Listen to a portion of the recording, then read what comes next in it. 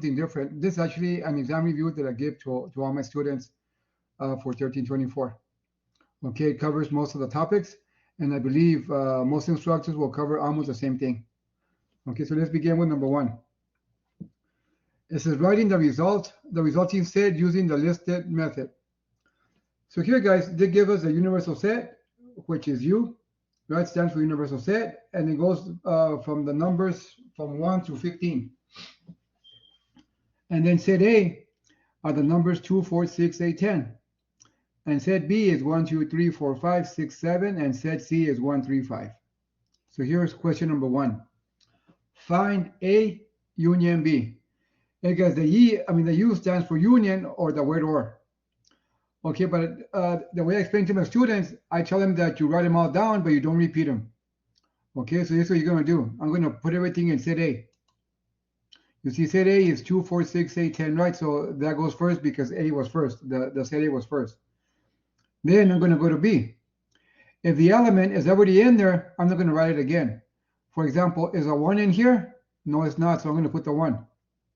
The 2's already there, right? So the 2's already there, so I don't need to put it down again.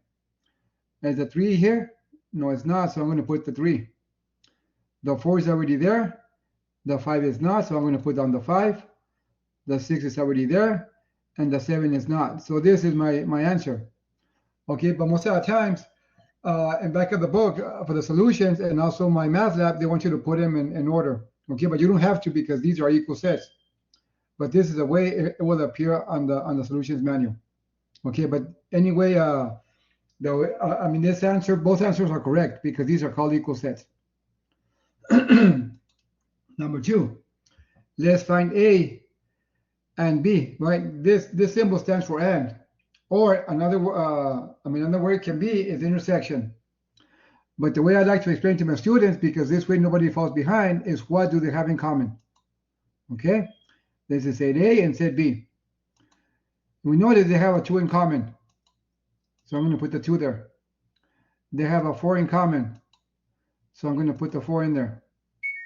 They have a 6 in common, so I'm going to put it in there. And if you notice, the 8, they don't have it in common, or the 10, so this is my solution. 2, 4, 6 is my answer.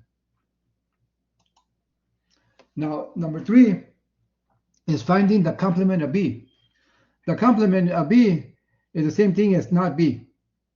Okay, so this is how I explain it to my students. Okay, not B. So I'm going to go to set B. It means not 1, not 2, not 3, not 4, not 5, not 6, not 7. So whatever is left is my solution. This is the complement of B or not B. 8, 9, 10, 11, 12, 13, 14, and 15. That's my solution. Number 4, find the subsets of C. Okay, the subsets, they're going to contain, there's going to be 8 subsets. Okay, how do we know that? Because in some of the notes or the definitions, the number of subsets, the subsets, it's 2 to the power of the elements, which is 2 to the 3rd power. It's going to give us 8. But here they want us to list them, find them. Okay, the empty set is always a subset of any set. So the empty set is a subset of 1, 3, 5, which is set C. And then we're going to take them individually. The set 1 is a subset of 1, 3, 5. The set 3, the set 5. Now let's do them in pairs. So we're going to do 1, 3. The set 1, 3 is a subset of 1, 3, 5. The set 1, 5 is a subset of 1, 3, 5.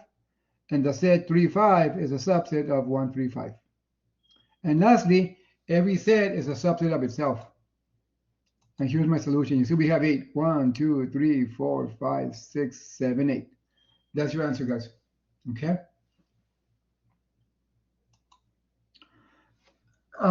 This one here, I had it at the end of the exam here, of the review. This was like for extra credit, but I put it here on the second slide because this belongs on this section of the review.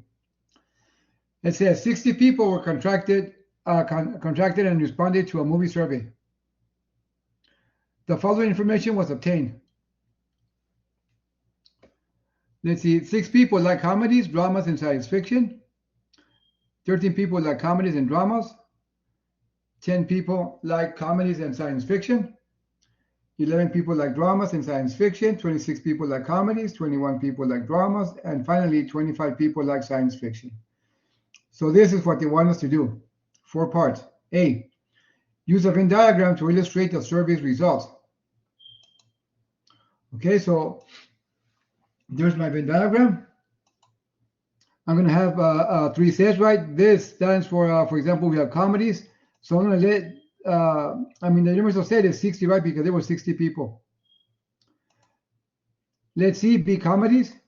This will be set C. Let D be dramas. This will be set D. And let S be science fiction. That'll be the third set over here inside the Venn diagram. Okay, now, you always start at the intersection of all 3 sets. So this in red, right? That's why it's color coded. It means that this is the intersection of all 3 sets because 6 people like comedies, dramas, and science fiction. So when you start, if you don't start it this way, guys, you're going to get it wrong. So you have to start where they all intersect. So this is where they all intersect, this area here. That's my 6. Now let's begin answering some of the, filling in some of the Venn diagram. 13 people like comedies and dramas. So this is my notation. C intersects D. It's 13. If we know this is set C and this is set D. So what they have in common is this area here. This area has to be 13. But 6 already in there, so this area here has to be 7 because 13 minus 6 is 7. Now, this is 10 people like comedies and science fiction, right? So comedies and science fiction equals 10. So this is comedies, this area here, or the set, and this set here on the bottom is science fiction. So this area here has to be 10. If this is 6, if this is 6, this has to be 4 there. Okay, because this is 10 and this is 13. Now, 11 people like dramas and science fiction. So now, where does dramas and science fiction intersect, or D intersects S? This is D. This is D right here, and this is S. So where they intersect is this area here, where I have my mouse. So this is 6, right? So this has to be 5. Then, let me see here. It's 26 people like comedies. So all this area, this set here has to be 26. We have 10 plus 7 is 17. So 17 minus 26 minus 17 will give us 9. So this is 9 here. Now 21 people like dramas. So the drama set is here on the right left corner here. So we have 13, we have 18. So we have 18 so far. So this has to be 3. And finally, 25 people like science fiction. So set S has to be 25. We got 10, we got 15 so far. So this area has to be 10. But now, right now, we have to see how many people were outside the sets, but inside inside the people that were surveyed.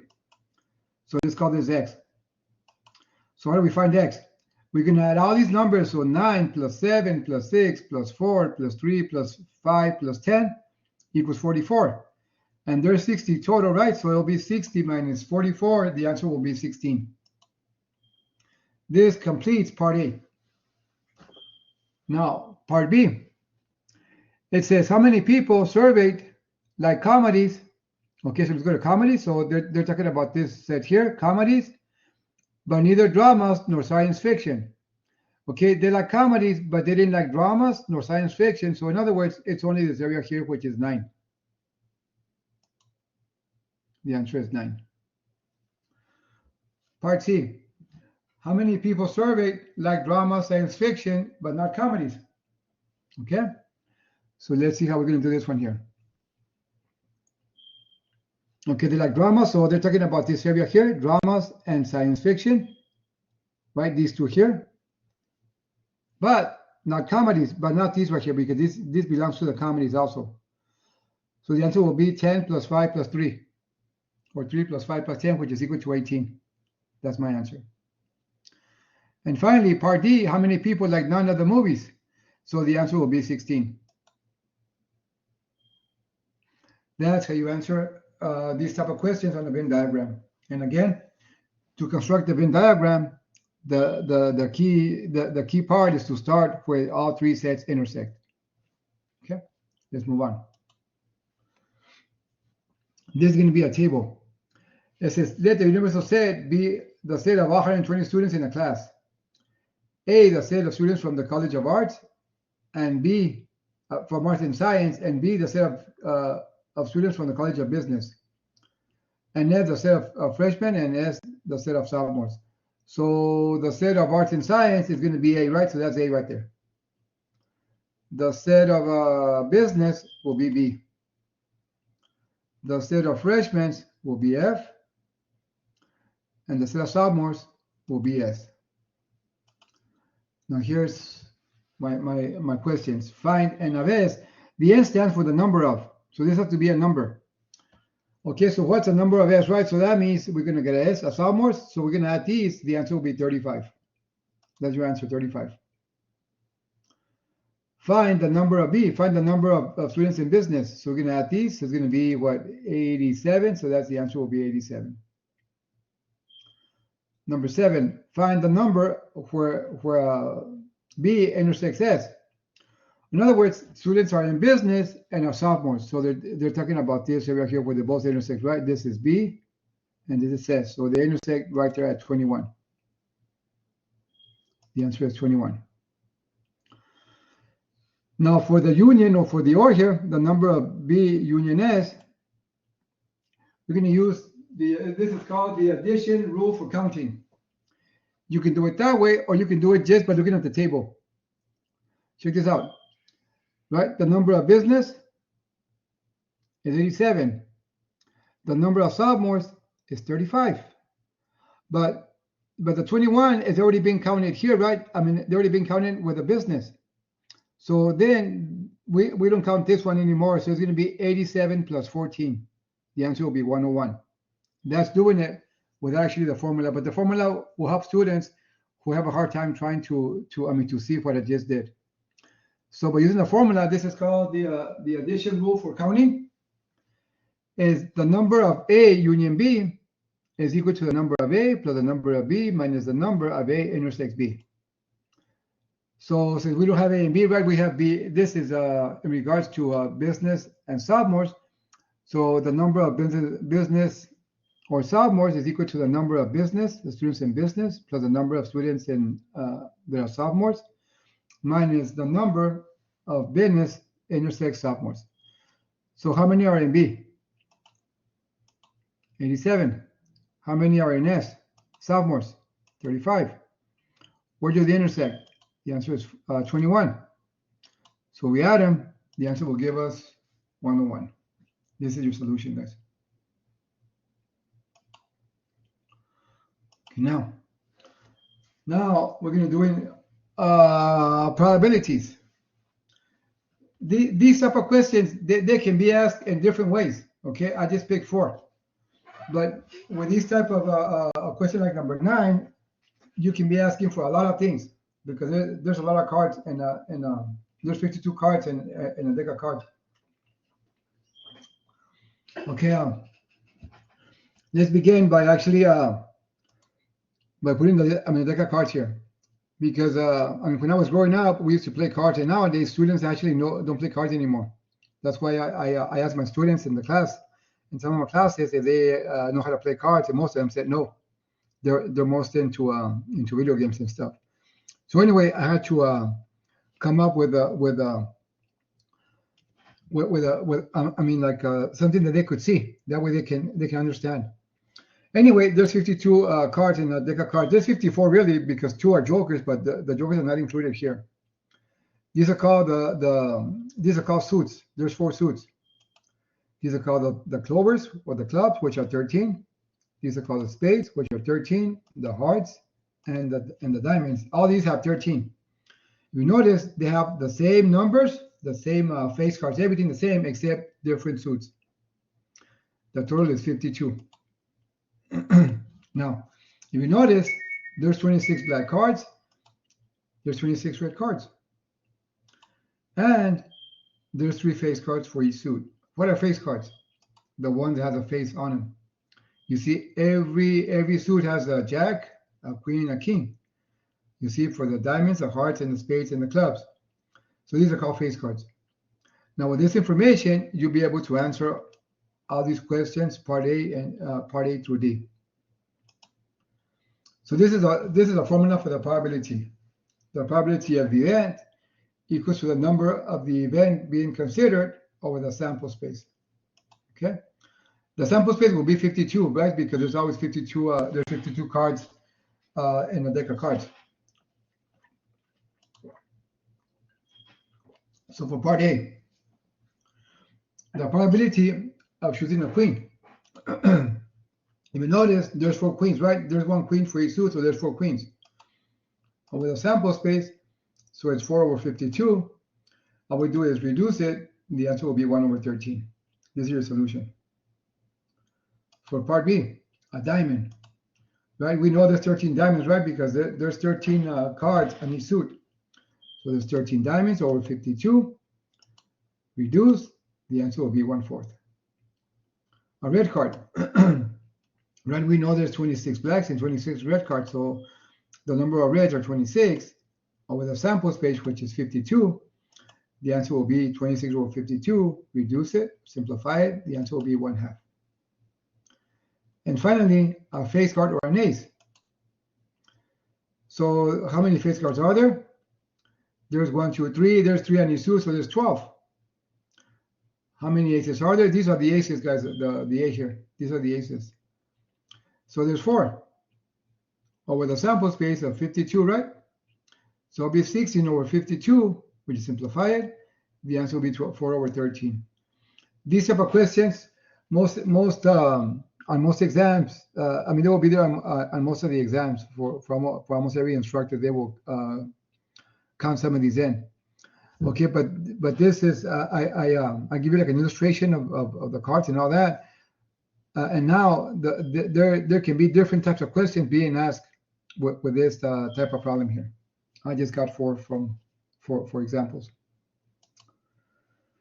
Okay, now this is number 10. Assume that the probability of a couple having a baby boy is the same probability of a couple having a baby girl. If the couple has 3 children, find the probability that at least 2 of them are girls. Okay, I guess here, guys, it's always best to draw yourself a tree diagram. Okay, let me show you how it's done. Okay, having 3 children, right? This is your first child. I mean, your first child. It can be a boy, or it can be a girl. Now comes the second child, right? It can be first a boy, and then a boy again, and then a girl. Or it can be a girl first, and then a boy, and then a girl. Now comes the third birth, right? The third child. If the first one's a boy, second one's a boy, it can be another boy, or it can be a girl. It can be a boy, and then a girl, and then again a boy and a girl. Again, if the first one is a girl, then a boy. After that, it can be another boy, or it can be another girl. You notice the pattern continues. Now, this is the sample space, right? It's going to be B, right? It can be boy, boy, boy. This can be boy, boy, girl. This can be boy, girl, boy. Boy, girl, girl. Now it can be a girl first, then a boy and a boy. So GBB or GBG, boy, girl, boy, girl, girl, girl, boy, and girl, girl, girl. So these are the ways they can have, right? Now here's the question. That at least 2 of them are girls means, what does it mean? That it can be 2 or more, right? Means 2 or more. So how many are 2 or more? That one. This one over here. This one here, and also all girls.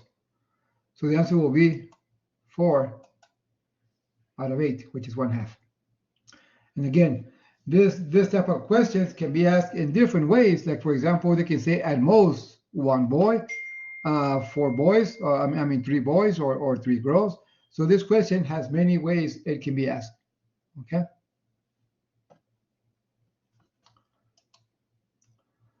Now this is number 11. An experiment consisting of rolling 2 fair dice and adding the dots on the 2 sides facing up. Find the probability the sum is not 7 or 11. Okay, so this is all way it can be, right? The sample space will be 36 because there's 36 ways. There's 6 times 6 will be 36. Now, not 7 means not 7 nor 11, so not those right there. This can be done in 2 ways. If you want, right, that 7 and 11 will be 6 plus 8, right? So not these 8. There's 36 total. So I'll be 36 minus 8 over 36, which is 28 over 36, and then you reduce it to 7 over 9. Or you can do it the long way, which means you're going to count all these right here. For example, there's 1, 2, 3, 4, 5, 6, 7, 8, 9, 10, 11, 12, 13, 14, 15, 16, 17, 18, 19, 20, 21, 22, 23, 24, 25, 26, 27, 28. You see, that's a long way. But either way is correct. So the answer will be 7 over 9. Number 12. Find the probability the sum is less than 4. Less than 4 means, right, again, the sample space is 36. Less than 4 means it cannot be 4. So less than 4. So it can be 3 or it can be 2. So the answer will be 3 out of 36. The answer will be 1 over 12. And again, these type of this type of problem can be asked in different ways. Okay, I just chose 2 of them, but this can be done in different ways. For example, the probability of choosing a 7 or choosing a 7 and a 9, stuff like that. Okay. Number 13, a marble is drawn from a box containing 3 yellow, 4 white, and 8 blue marbles. Find the following. The probability of choosing a yellow. And for B, the odds in favor in drawing a yellow. Okay, so for part A is just probability, right? Which means we have to get the sample space. So we're going to count them all.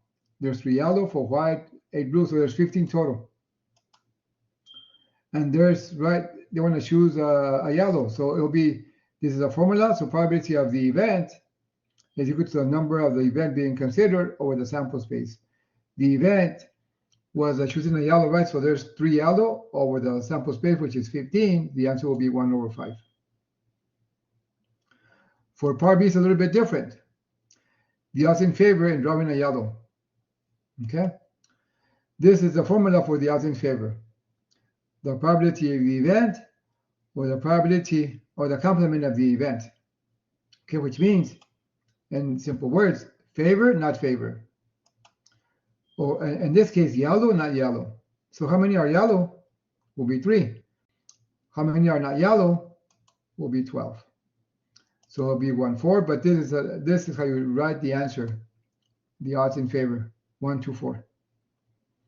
This is how you do these type of problems. Now, number 14 is also conditional probabilities. But this one here, guys, is just the probability of and means intersection. So they give you a table. Okay, number 14, the probability for C intersects E, right? So we're going to go to C. All this is C. Intersect E, right? If we do the intersect, the answer will be 0.07. Number 15. For 15, guys, it's different. Now, this is the notation for a conditional probability. This means the probability of D condition B. So this is the formula for conditional probability. Okay? Which is the probability of E condition F is equal to the probability where they intersect and the probability of F. So in this case, it's going to be the probability of D intersects B over the the probability of B. So where does D and B intersect? This is D and this is B. They intersect at 0.03. Now, what's the probability of B? The probability of B will be 0.10, which means the total. Right, 0.10. Right, we use the calculator. The answer will be 3/10. Okay, let me go back real quick. Yeah, that's the answer, 3/10. Or you can put it as a decimal also, but 3/10 will be okay. Number 16. Right, if you notice, 15 is the probability of D condition B, and 16 will be the probability of B condition D. Let's see what we get here. So there's my formula, right? Okay, now, and the formula, guys, is easy to remember.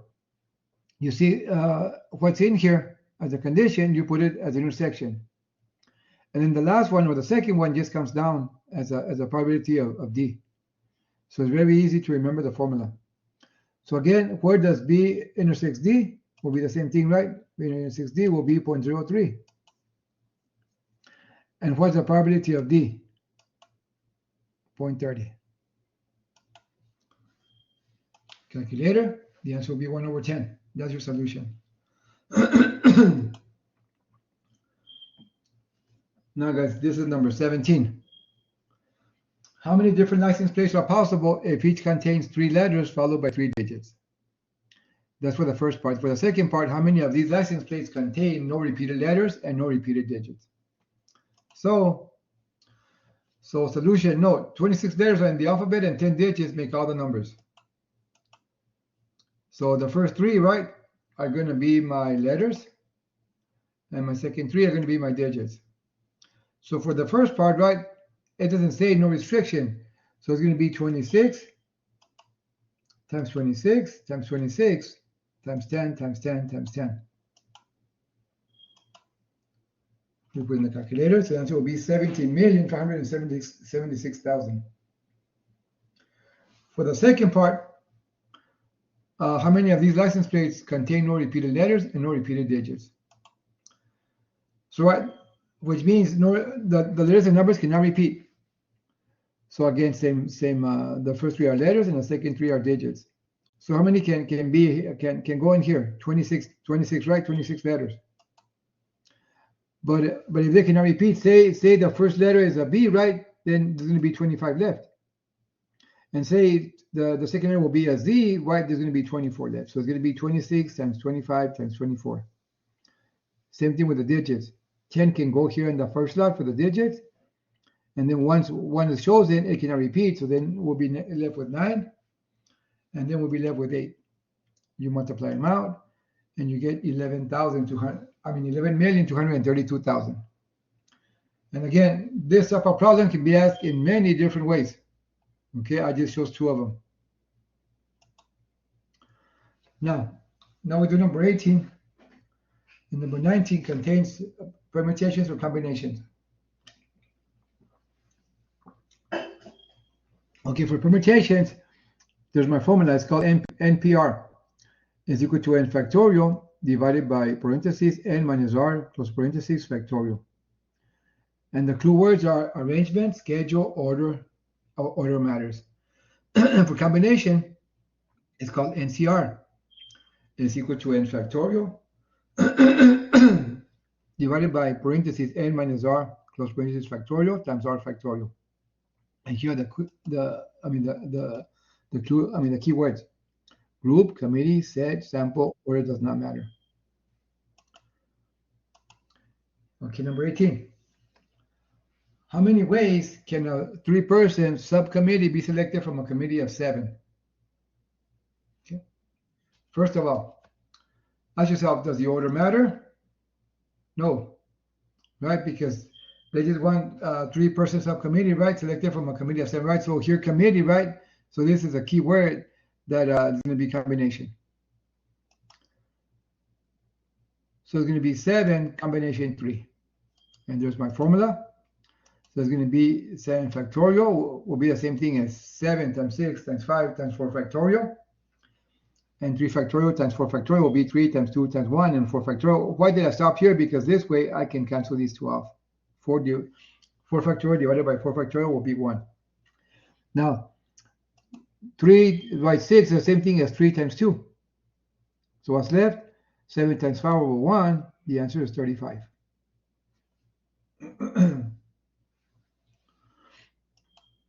Okay, now let's do number 19. How many ways can a president, vice president, and secretary be chosen from 7 people? Again, solution, you ask yourself, does the order matter? Here, yes, it does. Because only one person can be president, only one person can be vice president, and only one person can be secretary. This can be done in 2 ways. Okay, this is going to be a permutation. So it's going to be 7 combination 3. 7 permutation 3. I'm sorry. So this is a formula for it. It's going to be 7 factorial over 4 factorial. Right? These cancel. 4 factorial divided by 4 factorial will be 1. So the answer will be 6 times 7 times 6 times 5. The answer is 210. Or you could do it another way. Okay. How many positions are there? There's 3 positions. Right? So there's 1, 2, 3. So the first one, how many can be president? All 7 people can be president, right? So 7. And once already president, how many can be vice president? 6. Because the same person cannot hold 2 positions. Right? And then after that, how many people can be secretary? So it's going to be 5. You see, guys, we get the same thing. 7 times 6 times 5. The answer is 210. Okay. Okay, now, guys, I believe this is the last one that I have. I believe I'm going to finish a little bit early. Maybe next time I'll have more questions. But I believe this is the last one. And I apologize for finishing kind of early today. Okay, a financial advisor offers 8 mutual funds in high risk category, 7 in moderate risk category, and 10 in low risk category. An investor decides to invest in 3 high risk funds, 4 moderate risk funds, and 3 low risk funds. How many ways can the investor do this? Okay, here's my solution. If you read the problem carefully, order does not matter. So from the 8 mutual funds in the high risk, they want to invest 3 of them, right? So it's going to be 8 combination 3. From the moderate risk category, there's 7, and you want to invest 4. So it'll be 7 combination 4. And finally, 10 in the low risk category. So there's 10 total, and we're going to invest in 3.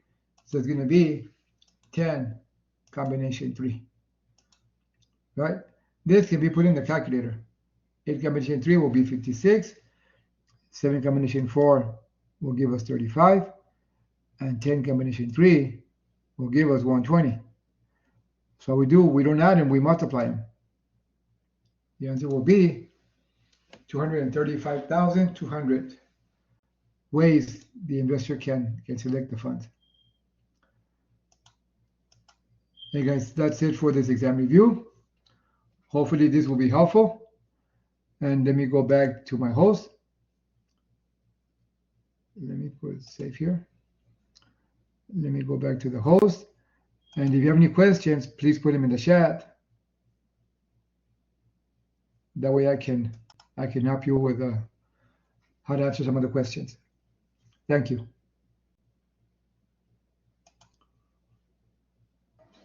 Thank you, Mr. Sassi, for your presentation from the final. Thank you. There are many concepts that I don't remember, but thank you for all the information and all the staff. Thank you. Thank you, guys, and enjoy your little, I don't know, time. Well, Okay, thank you, bye-bye, ma'am. everyone.